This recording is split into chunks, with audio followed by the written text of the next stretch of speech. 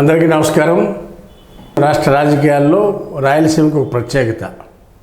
బుగ్గన రాజేంద్రనాథ్ రెడ్డి గారు ఈయన foreign returned 2014లో YCP party తరఫున ధోని నియోజకవర్గం నుంచి పోటీ చేసి విజయం సాధించారు. తర్వాత 2019లో కూడా మళ్ళీ తిరిగి అదే నియోజకవర్గం నుంచి పోటీ చేసి విజయం సాధించి వైసీపీ ప్రభుత్వంలో ఫైనాన్స్ మినిస్టర్గా పనిచేశాడు. ఈయన ఫైనాన్స్ మినిస్టర్గా పనిచేసిన అన్ని రోజులు కూడా ప్రతి నెల జీతాలు ఇవ్వడానికి లోటు బడ్జెట్ ఉండటం వలన ప్రతి నెల ఢిల్లీలోనే ఎక్కువ కాలం గడిపాడు. ఈయన ఫైనాన్స్ మినిస్టర్గా రాష్ట్రానికన్నా కూడా ఢిల్లీలోనే ఎక్కువ కాలం ఉన్నారనేది ఈ సందర్భంగా తెలియపరుస్తున్నాం. అప్పులు తేటలో సిద్ధహస్తుడైపోయాడు ఆయన. ఆంధ్రప్రదేశ్ 10 లక్షల కోట్లు అప్పులు అయిందంటే ఈయన తీసుకొచ్చిన అప్పులే. ఆ ఘనకార్యం అంతా ఆయనకే చెందుద్ది. ఎవరికి? ఈ బుగ్గన రాజేంద్రనాథ్ రెడ్డి గారికి. అప్పు తేయడం కూడా పెద్ద టాలెంట్ ఉండాలండి. అప్పు తేయడం అంత ఈజీ కాదు. ఎవరికి చెప్పేది అలా చెప్పాలి, ఎవరిని ఎలా మెప్పించాలో ఒప్పించాలో అనే నైపుణ్యం కూడా ఉండాలి ఫైనాన్స్ మినిస్టర్కి. అంత చాకచక్యంగా ఫైనాన్స్ మినిస్టర్గా రాష్ట్రంలో జగన్మోహన్ రెడ్డి గారు చేసే సంక్షేమ కార్యక్రమాలన్నిటికీ కూడా ఆయన చేదోడు వాదాడుగా డబ్బులు తీసుకురాబట్టి, అప్పులు తీసుకురాబట్టి ఇదంతా సాధ్యమైందనేది చెప్పచ్చు.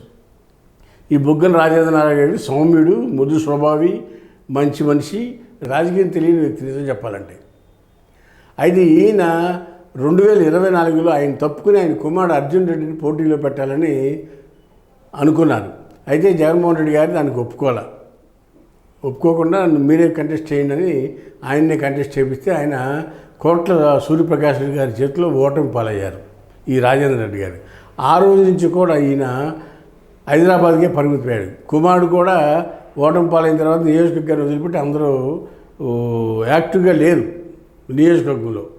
అయితే ఈ బుగ్గన రాజేంద్ర రెడ్డి గారి గురించి ఇప్పుడు మనం ఎందుకు చెప్పుకుంటామంటే, ఈయనకి వైసీపీ పార్టీకి విజయసాయిరెడ్డి గారు రాజీనామా చేసిన తర్వాత ఢిల్లీలో లాబింగ్ చేస్తాకి అందరి పరిచయాలు ఉన్న వ్యక్తి లేదు. ఎవరైనా ఎదురు చూస్తే జగన్మోహన్ రెడ్డి గారి చూపులో ఈ బుగ్గన రాజేంద్ర రెడ్డి గారు కనపడ్డారు. ఈయన ఫైనాన్స్ మినిస్టర్గా ఉన్నప్పుడు నిర్మలా సీతారామన్ గారిని, ప్రధానమంత్రి గారిని, అమిత్ షా గారిని కానీ, ఇంకా ఇతర కేంద్ర మంత్రుల్ని కలవటం కానీ, కేంద్రంలోని అధికారులను కలవటంలో కానీ అన్నిటికీ ఈయన అందరితో పరిచయాలు ఉన్నాయి. మిథున్ రెడ్డి గారు ఉన్నారు కానీ పార్లమెంటరీ పార్టీ తరఫున ఆయన కోర్టులు, కేసులు, వ్యవహారాలతో ఉండడం, చికాకుల్లో ఉండటం బట్టి ఆయనకన్నా కూడా ఈ బుగ్గన రాజేంద్రనాథ్ గారు అయితే ఈయన క్లీన్గా ఉన్నాడు. ఎక్కడ తగాదాలు కానీ కేసులు కానీ లేవు. ప్లస్ సత్సంబంధాలు ఉన్నాయి ఎవరితో? ఢిల్లీ పెద్దలతో. అందుకని ఈయన వైసీపీ తరఫున ఢిల్లీలో జగన్మోహన్ రెడ్డి గారి తరఫున వైసీపీ తరఫున ఢిల్లీలో ఈయన దూతగా పెడితే ఈయన వైసీపీ పార్టీకి ఢిల్లీలో లాబింగ్కి పనికొస్తాడు అనే ఉద్దేశంతో బుగ్గన రాజేంద్రనాథ్ రెడ్డి గారి వైపు చూపు పడింది జగన్మోహన్ రెడ్డి గారిది.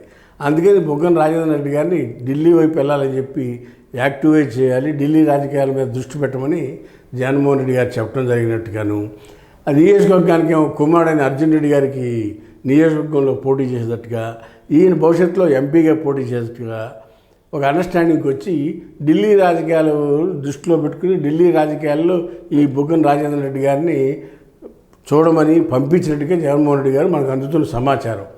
ఢిల్లీ వైపు చూస్తున్న బుగ్గన రాజేంద్రనాథ్ రెడ్డి గారు రాష్ట్ర రాజకీయాలు ఢిల్లీలో ఉండి సత్సంబంధాలు వైసీపీ పార్టీకి సత్సంబంధాలు నెరవేర్చడానికి వైసీపీ పార్టీ తరఫున ఢిల్లీలో బుగ్గన రాజేంద్రనాథ్ రెడ్డి గారు వ్యవహరిస్తారని మనకు అందుతున్న సమాచారం. వేచి చూద్దాం. వారి చాకచక్యంతో విజయసాయిరెడ్డి గారి కన్నా బెటర్గా లాబింగ్ చేస్తారా, లేకపోతే విజయసాయిరెడ్డి గారి కన్నా తక్కువ లాబింగ్ చేస్తారనేది రాబోయే రోజుల్లో వారు చేసే పనితనాన్ని బట్టి ఆధారపడుతుందనేది ఈ సందర్భంగా తెలియపరుస్తున్నాం. హాయ్ ఫ్రెండ్స్, మా ఫ్యూచర్ టుడే ఛానల్ చూస్తున్నందుకు చాలా థ్యాంక్స్. మరిన్ని లేటెస్ట్ వీడియోస్ కోసం వెంటనే సబ్స్క్రైబ్ చేయండి. అలాగే ఈ బెల్ని కూడా రింగ్ చేసేయండి. మా లేటెస్ట్ వీడియోస్ నోటిఫికేషన్స్ అన్నీ మీ మొబైల్లో వస్తాయి. మా వీడియోస్ మీకు నచ్చితే లైక్ చేయండి, షేర్ చేయండి, నచ్చకపోతే కామెంట్ చేయండి.